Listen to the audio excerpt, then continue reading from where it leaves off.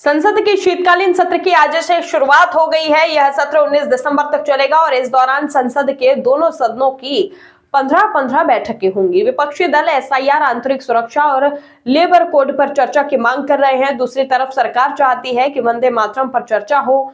वहीं शीतकालीन सत्र की हंगामेदार शुरुआत हुई है। यूपी से बीजेपी के राज्यसभा सांसद ब्रजलाल ने रोहिंग्या और बांग्लादेशी घुसपैठियों का मुद्दा उठाया और कहा कि यह करीब 1.5 से 2 करोड़ की तादाद में है। ये हमारे संसाधनों का इस्तेमाल कर रहे हैं। असम के नेली दंगे भी इन्हीं घुसपैठियों के मुद्दे पर हुए थे।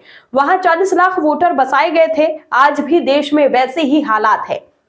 गुजरात से बीजेपी सांसद बाबूभाई जेसंगभाई देसाई ने बच्चों में बढ़ते कैंसर का मुद्दा राज्यसभा में उठाया और यह मांग भी की है कि बच्चों के लिए विशेष कैंसर हॉस्पिटल स्थापित किया जाए। राज्यसभा से एसआईआर पर चर्चा की मांग को लेकर हंगामे के बाद अब विपक्षी दलों ने सदन से वॉकआउट कर दिया है। आपको बताते चले कि कांग्रेस, टीएमसी समेत प्रमुख विपक्षी दलों के वॉकआउट के बाद सदन की कार्यवाही जारी है।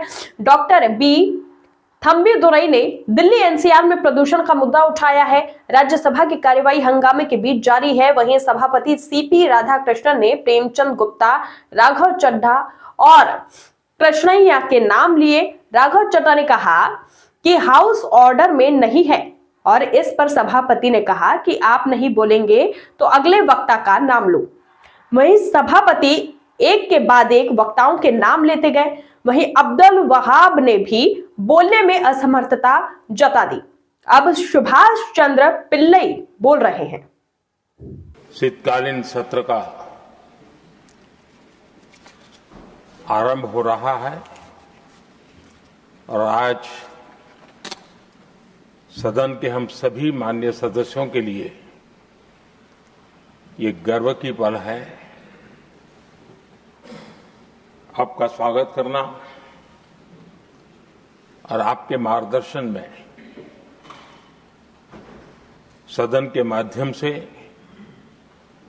देश को प्रगति की राह पर ले जाने के लिए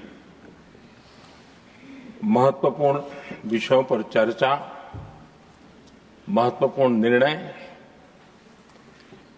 और उसमें आपका अमूल्य मार्गदर्शन एक बहुत बड़ा अवसर हम सबके लिए है। मैं सदन की तरफ से, मेरी तरफ से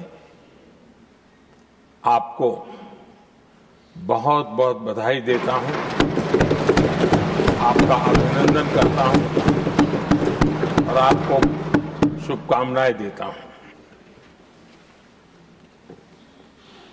और मैं विश्वास भी कर देता हूं कि सभी इस सदन में बैठे हुए माननीय सदस्य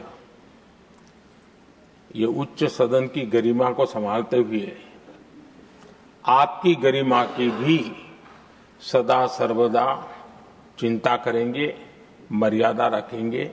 ये मैं आपको विश्वास दिलाता हूं।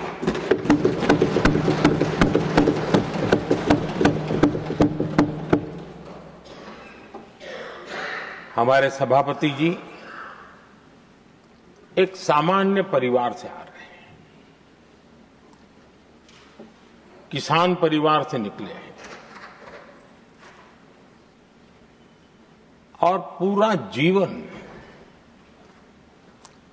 समाज सेवा के लिए समर्पित किया है। समाज सेवा ये उनकी निरंतरता रही है। राजनीतिक क्षेत्र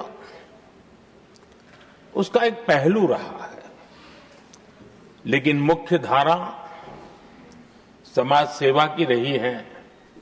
समाज के प्रति समर्पित होकर के जितना कुछ अपने युवा काल से लेकर अब तक वो करते आए हैं, करते रहे हैं, वो हम सभी समाज सेवा के प्रति रुचि रखने वाले लोगों के लिए एक प्रेरणा है, एक मार्गदर्शन है।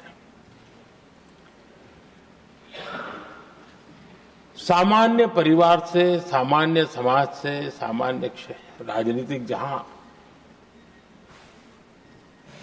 अलग अलग करवट बदलती रही है, उसके बावजूद भी